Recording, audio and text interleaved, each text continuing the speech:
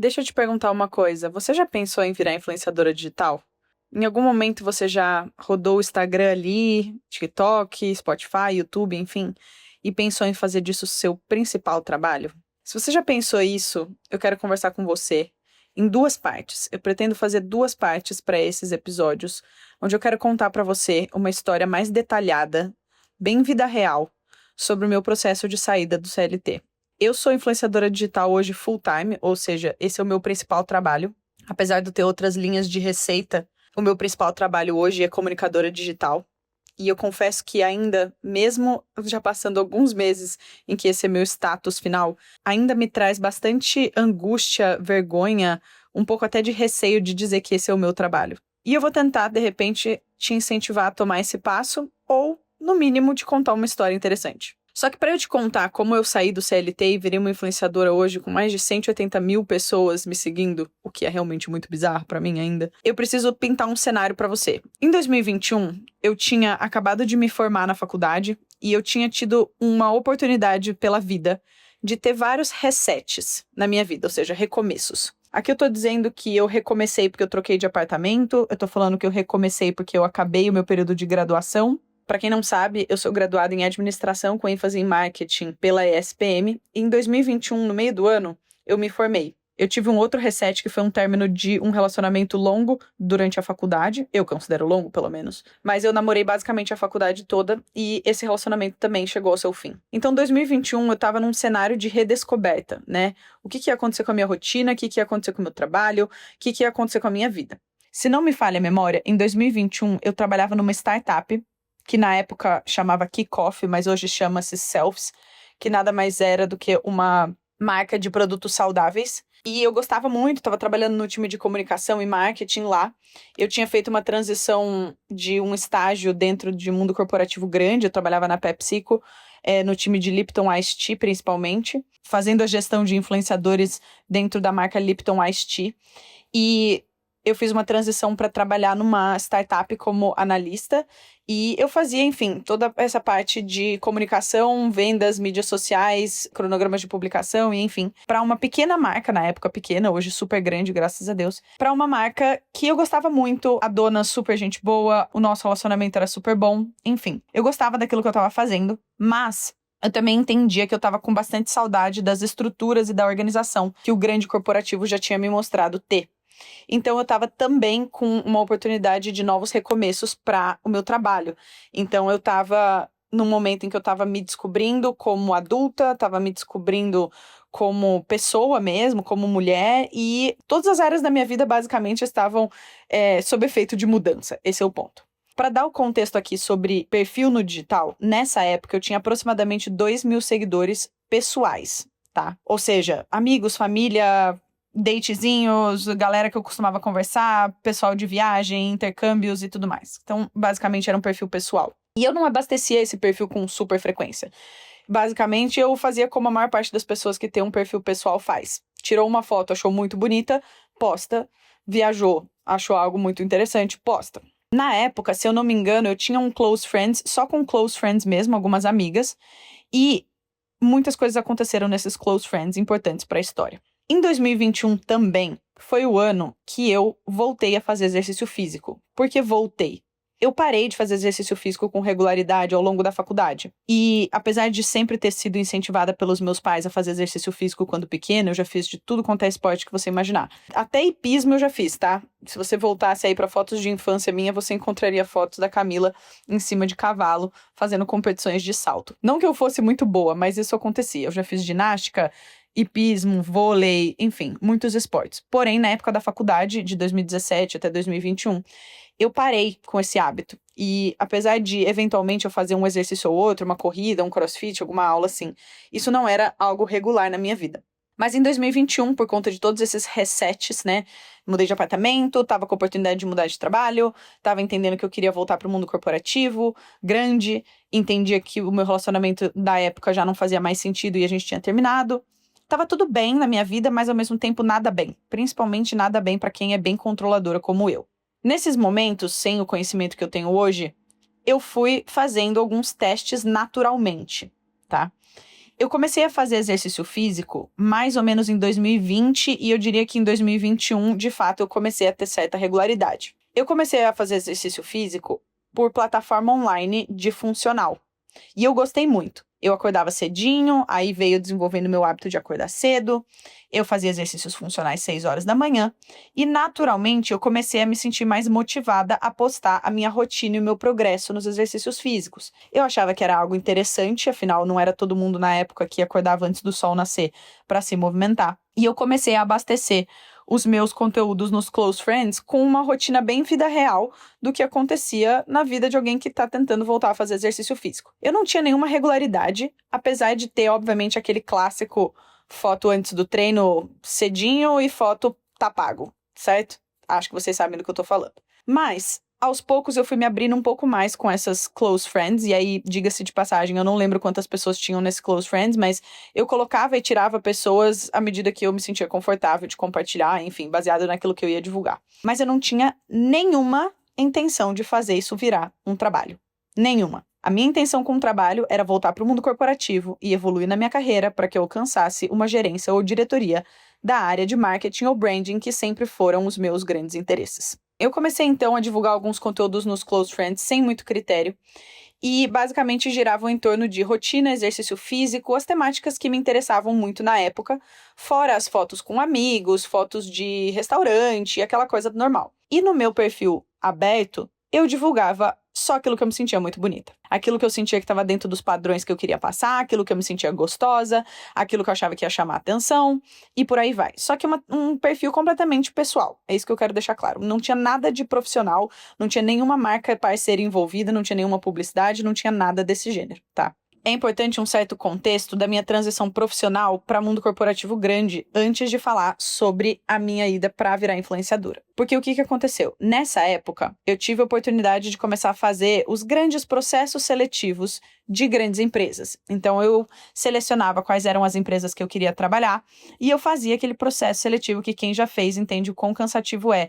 Faz entrevista, faz teste online, faz mapeamento de comportamento, aquelas coisas todas, para fazer processo que eu estava buscando de efetivação, ou seja, processo de analista. Eu fiz alguns processos seletivos e na maior parte deles eu fui super bem e eu estava em 2021 com 2 propostas na minha mão. Uma proposta para trabalhar no time que eu acabei indo trabalhar, que era o time de trade categoria da Unilever, e eu estava também com uma proposta para trabalhar no time de comunicação da L'Occitane. Curiosidade aqui, para quem eu acho que eu nunca divulguei isso antes. Mas enfim, depois de algumas negociações com as marcas e com as empresas, eu entendi que o melhor para minha carreira era ir para a Unilever, trabalhar no time da Que Bom. Que Bom de sorvete, sabe? O sorvete da praia, coração vermelho. Então, para trabalhar no time da Que Bom. A Unilever foi uma empresa que me abraçou muito e eu amei a experiência que eu tive de 2021 até 2024. Então, aí uns seus 3 anos e meio, por aí, dependendo do mês que rolou essa transição, que eu não lembro exatamente. Mas eu entrei para trabalhar no time de trade categoria, que nada mais é do que um trade marketing, para quem é do mundo corporativo sabe do que eu tô falando. Tinham muitas coisas que iam me desafiar naquela fase. Eu nunca tinha trabalhado com trade marketing, eu nunca tinha trabalhado com essa equipe, eu nunca tinha lidado com essa nova líder que eu tinha, super inspiradora, enfim, muitas coisas novas, né, acontecendo. Mas aquilo que eu tava conseguindo seguir de regularidade na minha rotina, eu compartilhava, como eu conversei, nos Close Friends. Eu deixava algumas divulgações lá, acordava cedinho, treinava e tudo mais.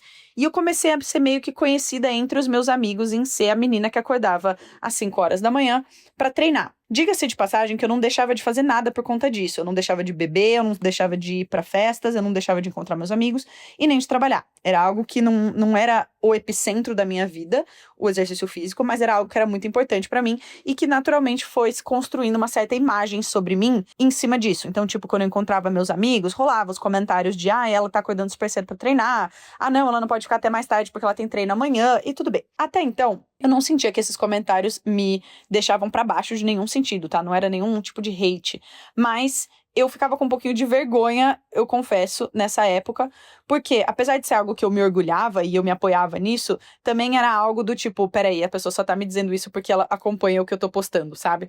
E isso me gerava muita vergonha. Pois bem, entrei na Unilever e comecei a trabalhar nesse time maravilhoso de pessoas, tipo, super alto astral. A minha líder super inspiradora, sabe, com grandes ambições, com uma vontade de desenvolver gente muito interessante. E eu comecei a me dar super bem.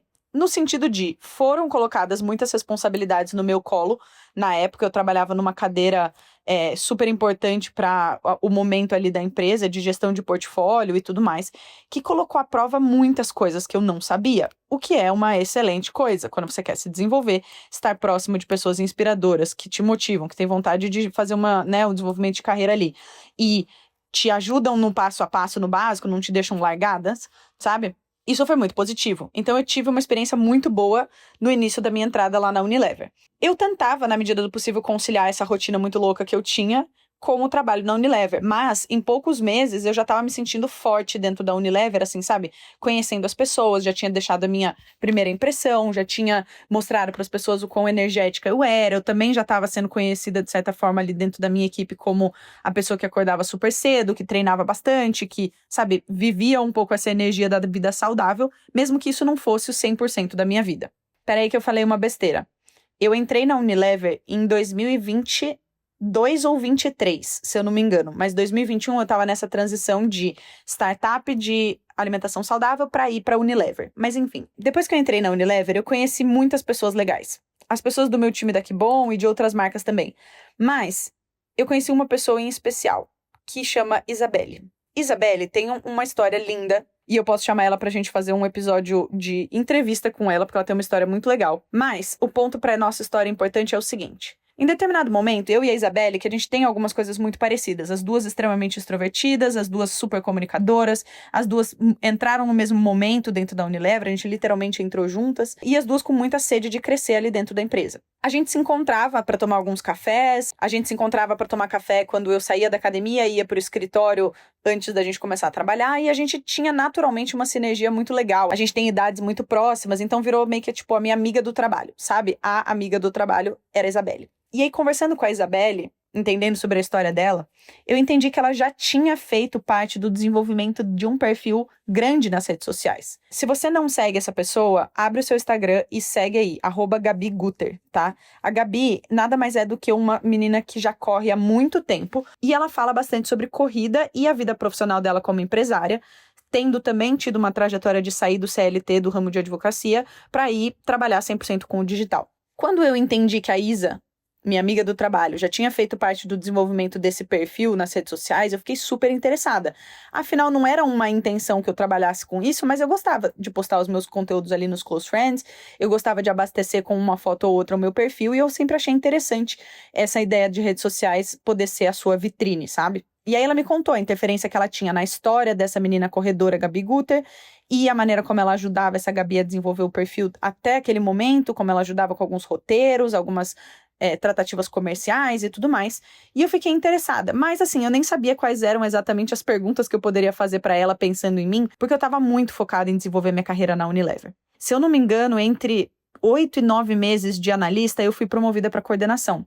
E qualquer dia eu posso falar mais sobre isso, mas eu acho que teve muito a ver com uma combinação de fatores, assim, sabe? O empenho que eu colocava no meu desenvolvimento, a relevância que a minha cadeira na época tinha de visibilidade, portanto me permitiu fazer muitas conexões importantes ali dentro, o fato de que a minha líder na época, super influente dentro da marca ali, com um peso de performance muito legal. Então, assim, muitas coisas aconteceram e nesse meio tempo eu também fui promovida para coordenação. Por que é importante isso? Para te dizer que as coisas no CLT estavam indo muito bem. E antes que eu pudesse ter qualquer vontade de sair do CLT e abastecer o meu perfil digital como profissional agora, as coisas estavam indo muito bem na Unilever. E isso se transporta também para aquilo que você se sente bem fora do trabalho. Então, a minha família super orgulhosa, meus amigos entendendo que eu estava fazendo um trabalho relevante, eu muito animada, eu muito orgulhosa de mim, e por aí vai. Mas teve um fatídico dia que foi e sempre será muito relevante para minha história.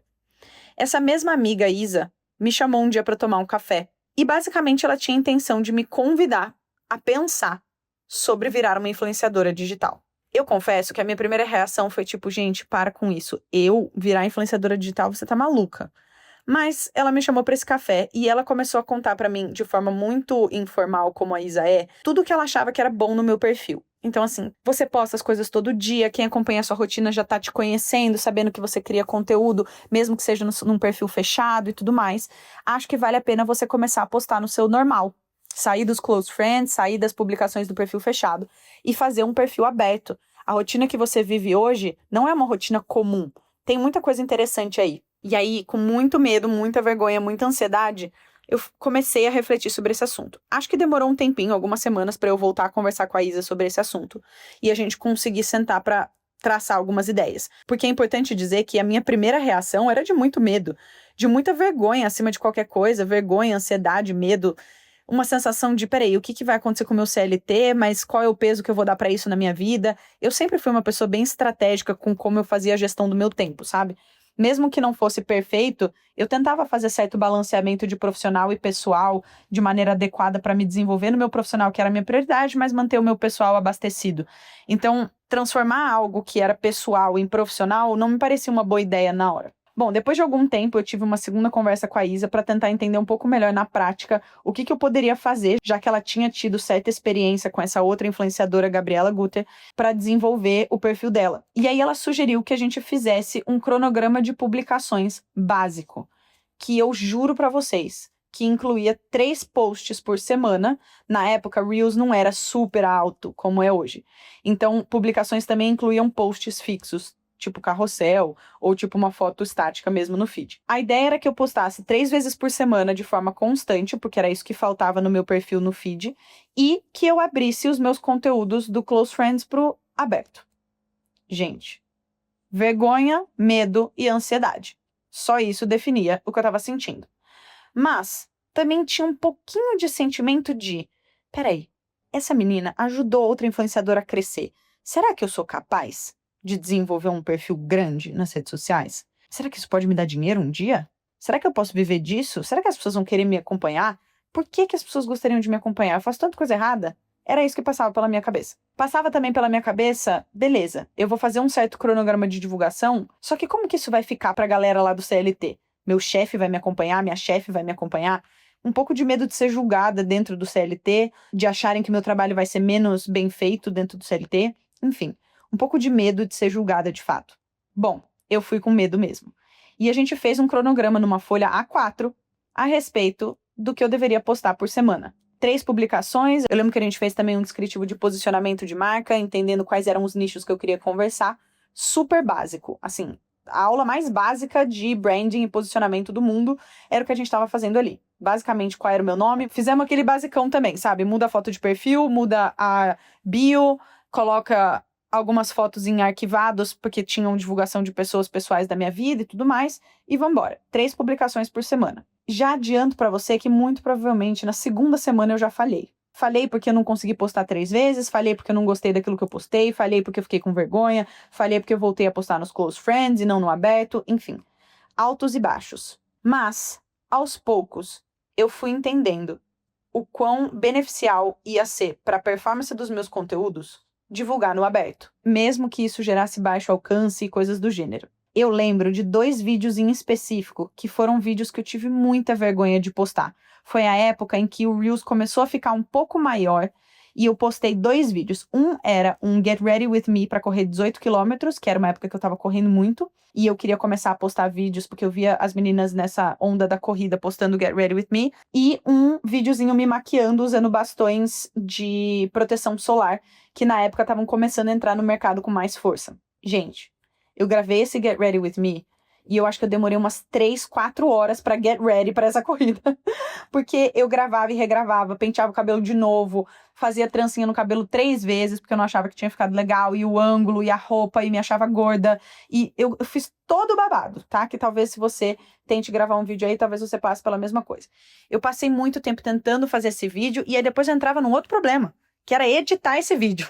Então, assim, como é que eu editava? Que aplicativo? É no próprio Instagram, é no CapCut, é em outro? Como é que as pessoas fazem isso tão rápido? Eu não consigo entender como que alguém conseguiria fazer, tipo, 5 publicações dessa por dia e tudo mais. Agora, quando eu postei esses 2 conteúdos, mesmo com vergonha, as coisas mudaram. Esses não foram vídeos super estourados, não foram vídeos que tiveram grande alcance. Ainda eram vídeos sendo postados para uma plataforma de pessoas ali que não tinham nada a ver com o público que eu tenho hoje, no sentido de era uma base de 2.000 seguidores aproximadamente, super pessoais, né, amigos e tudo mais. Mas eu postei mesmo assim e as coisas da partir daí começaram a mudar muito.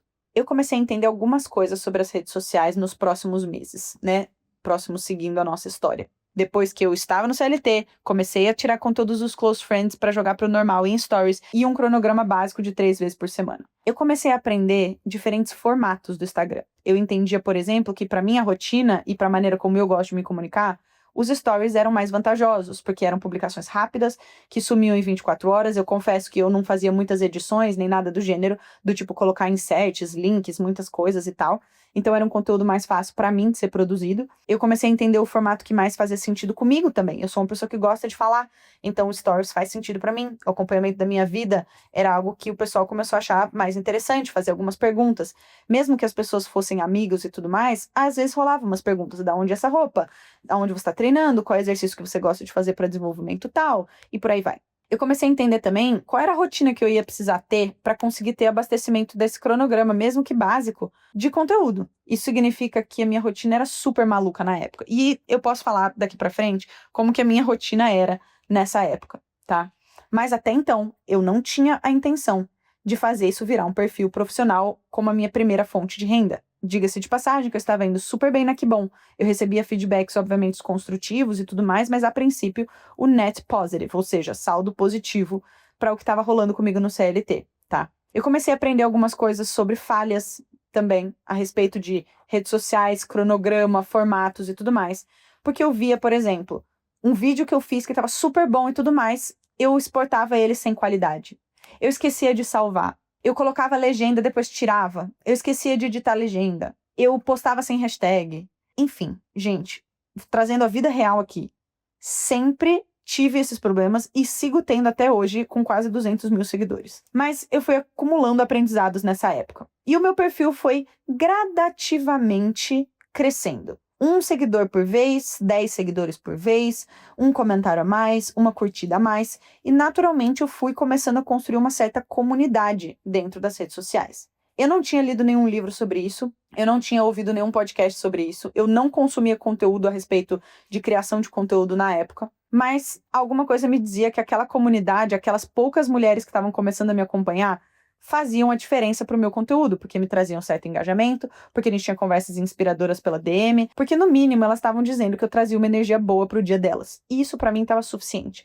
Eu já tava sentindo algo muito bom. Porque tem algo quando você começa a postar em redes sociais que é o seguinte: quando você começa a postar e de repente vem uma pessoa desconhecida falar com você, não são aquelas suas amigas que comentam linda na sua foto sempre.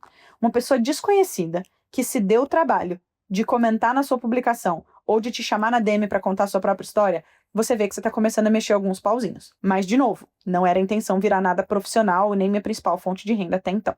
Pois bem, as coisas foram evoluindo e eu fui aprendendo a gostar desse processo. Eu gostava de acordar cedo, treinar, gravar, editar, postar, fazer stories da minha vida, soltar alguns pequenos detalhes, hacks de organização e tudo mais.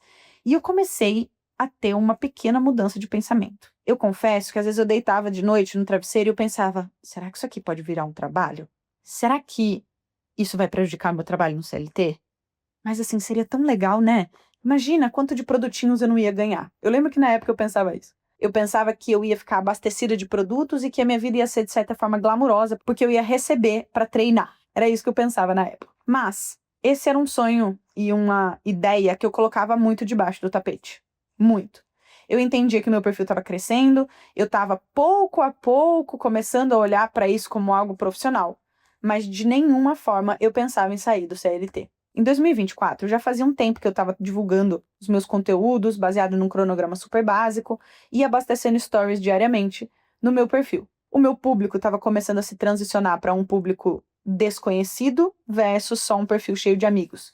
E eu confesso que eu tive muitos unfollows nessa época, de pessoas que faziam parte da minha vida e viam, naturalmente, que como aquele perfil estava se profissionalizando, já não fazia mais sentido seguir. E tá tudo bem. Na época eu me frustrava um pouquinho. Eu entendia que essas pessoas não estavam gostando daquilo que eu estava postando. Mas hoje eu entendo que, tão simples quanto um unfollow que eu dou hoje num perfil que eu não quero acompanhar, não fazia sentido para eles me acompanhar também. E tá tudo certo. Mas, no início de 2024, eu conheci uma pessoa muito especial, meu ex-namorado, que, diga-se de passagem, eu conheci pela internet. A gente trocou ideia, conversou, saiu, entendeu uma conexão super surreal e a gente começou a namorar. E esse meu ex-namorado é super empreendedor.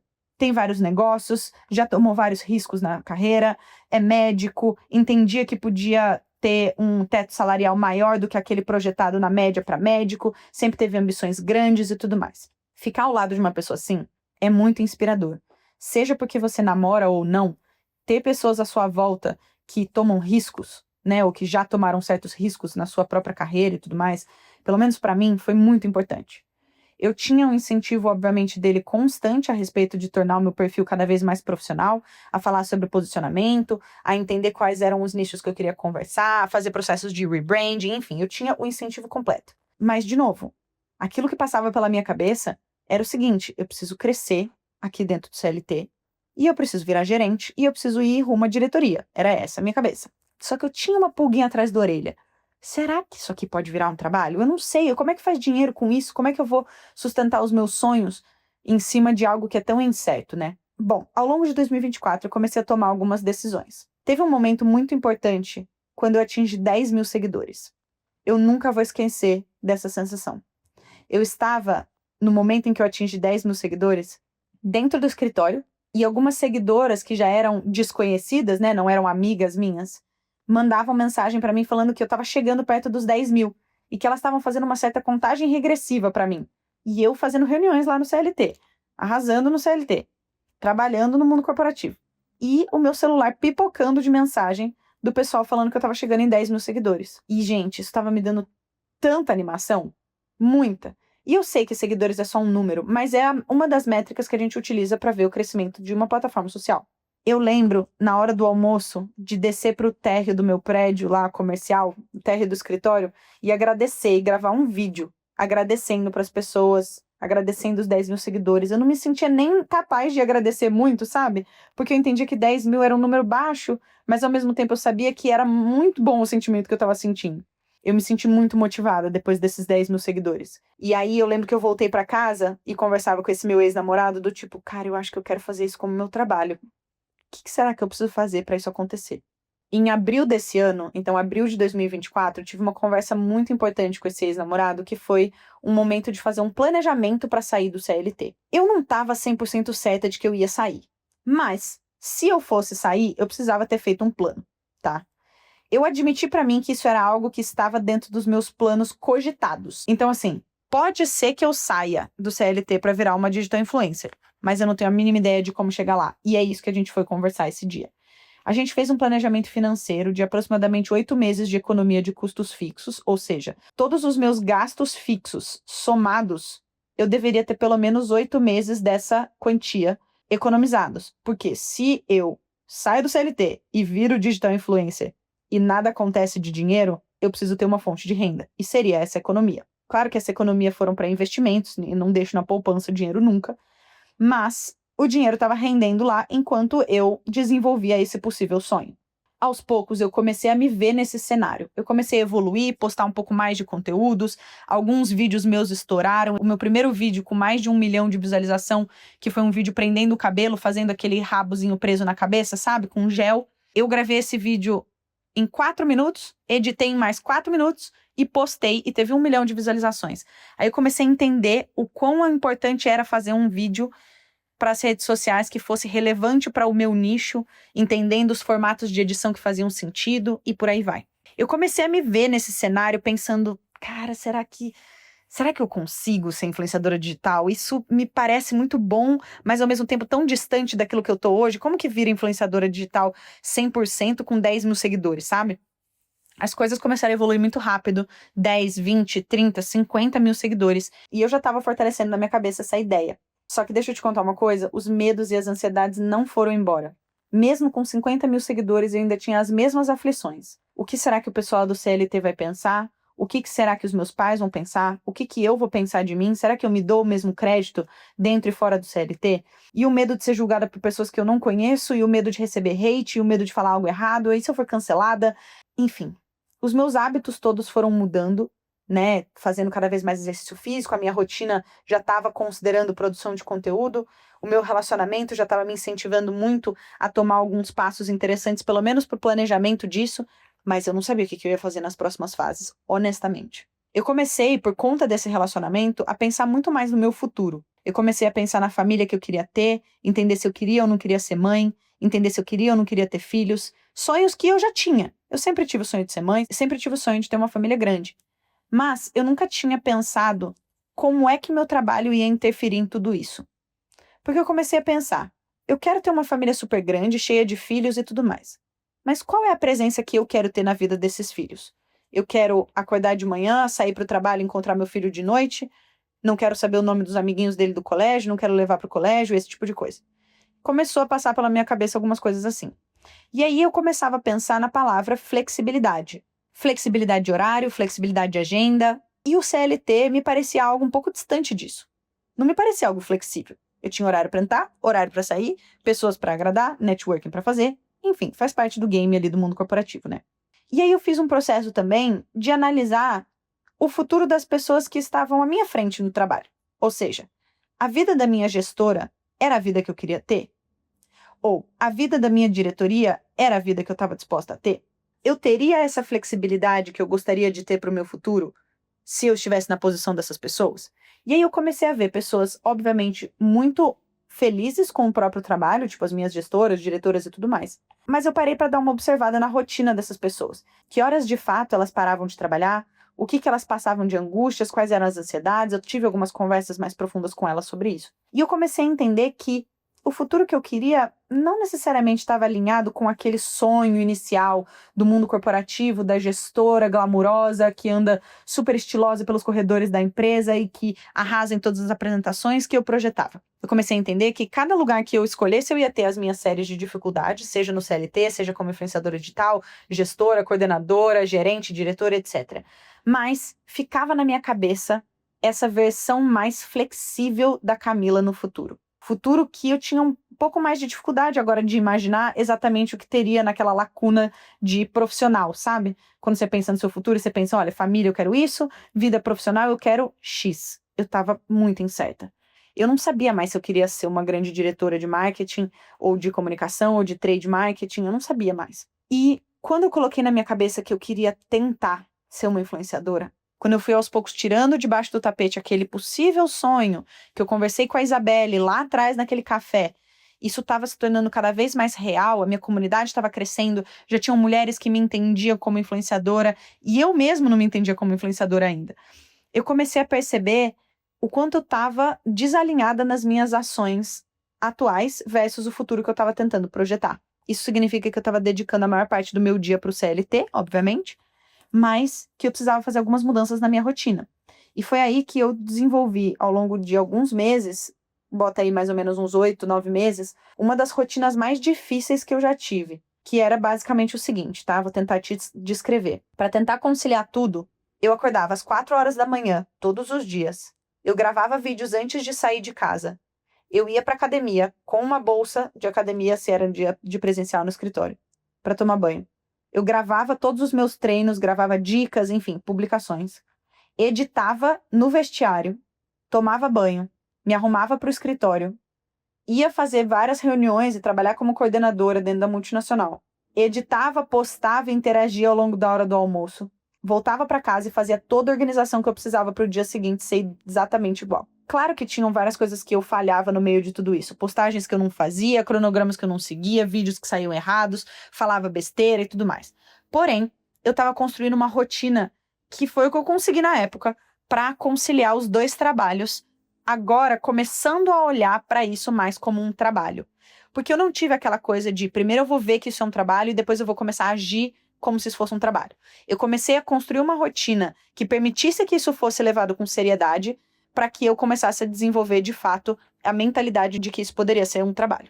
Só que ao longo do tempo eu comecei a ter alguns problemas. Eu comecei a sofrer por outros motivos. Eu comecei a sofrer muito, em especial aos domingos, quando era o dia antes de começar a jornada de trabalho semanal no CLT.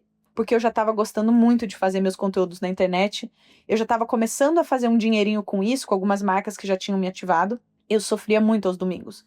Eu deitava no colo do meu ex-namorado e eu chorava, falando, eu não quero ir para esse trabalho amanhã.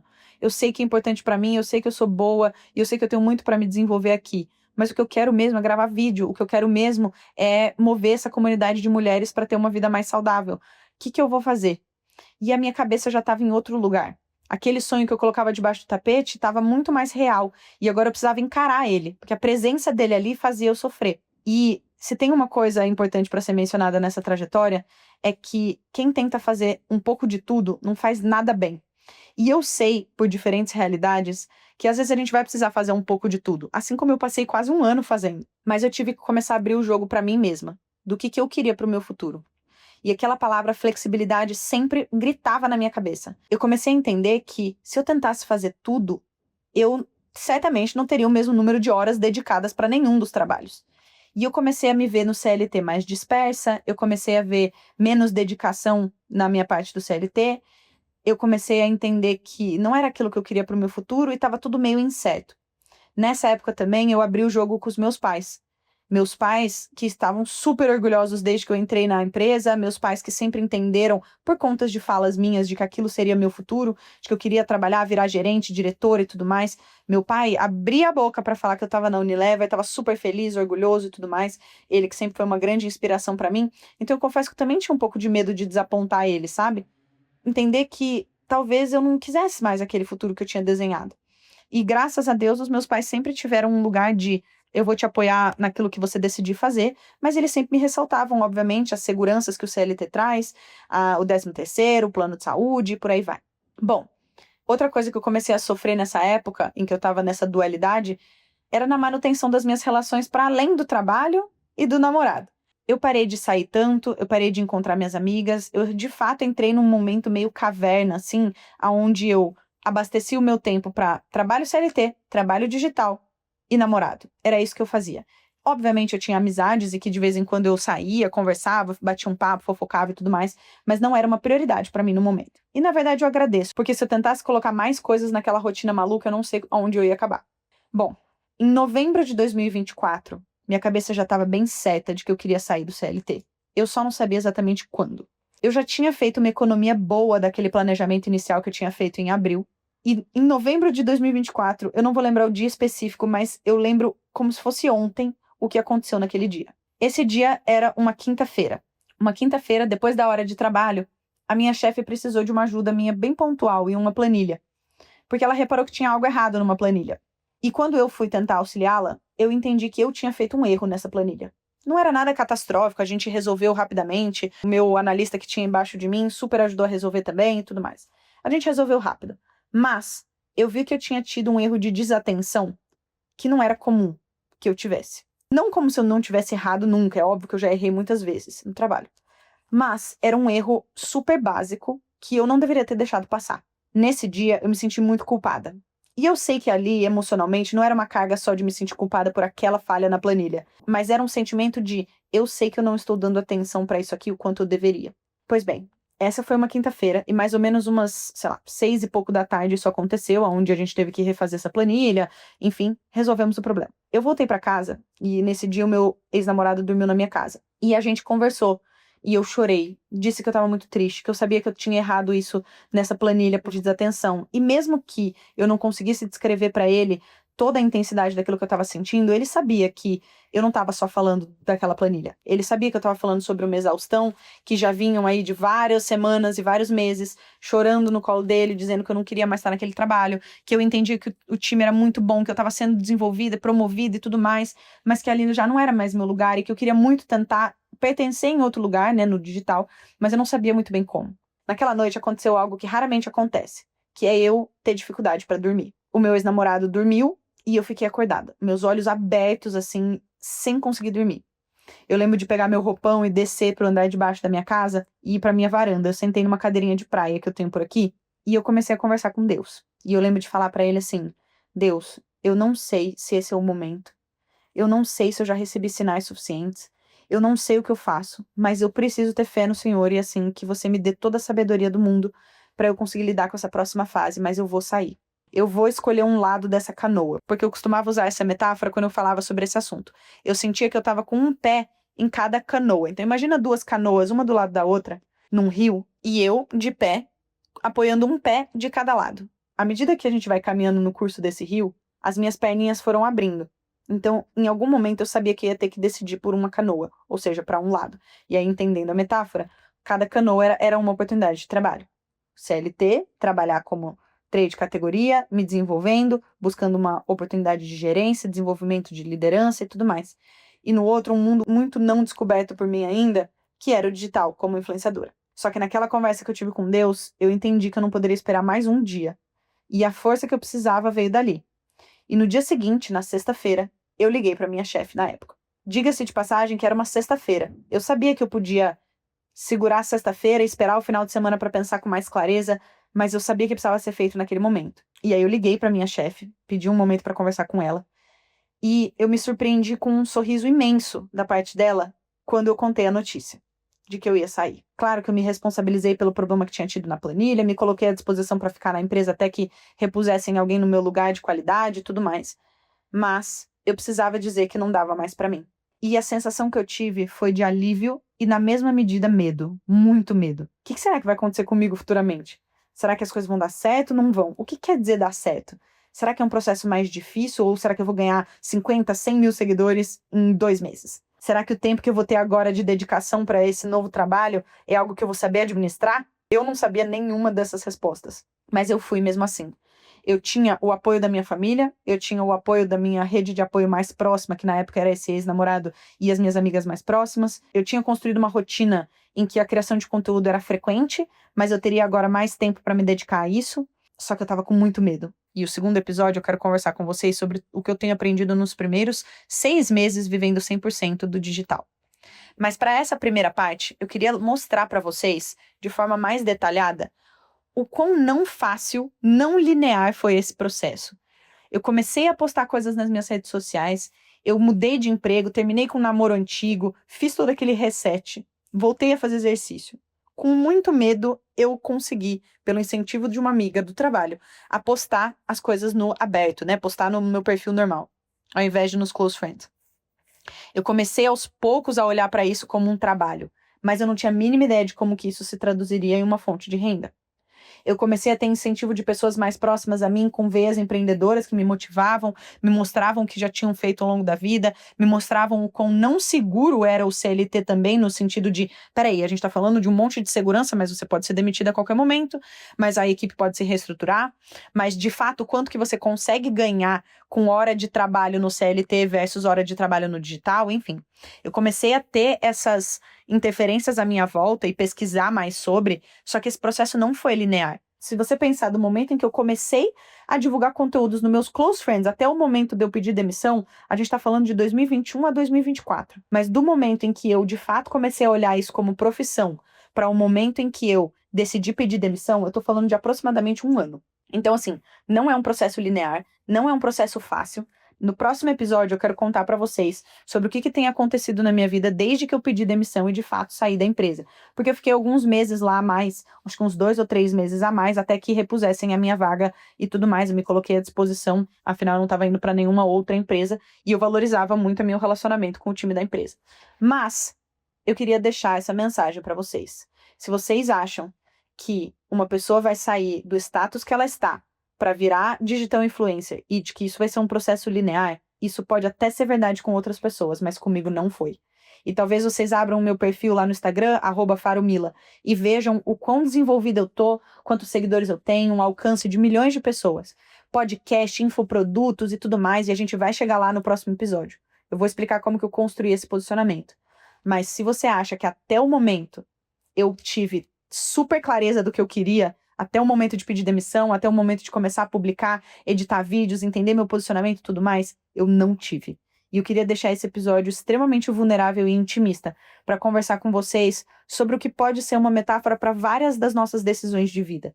Decisões essas que às vezes a gente não tem noção do que vai vir em seguida, mas a gente precisa arriscar. E aqui eu não tô falando arriscar de pedir demissão do nada, sem planejamento, tá? Eu tô falando arriscar de começar. Começar a fazer aquela publicação, começar a trabalhar no emprego que você gostaria, começar a ter uma conversa difícil, enfim. Eu gostaria de deixar esse incentivo para vocês. E a gente se vê no próximo episódio, onde eu vou contar para vocês o que eu tenho aprendido nos meus 6 primeiros meses vivendo 100% como influenciadora digital.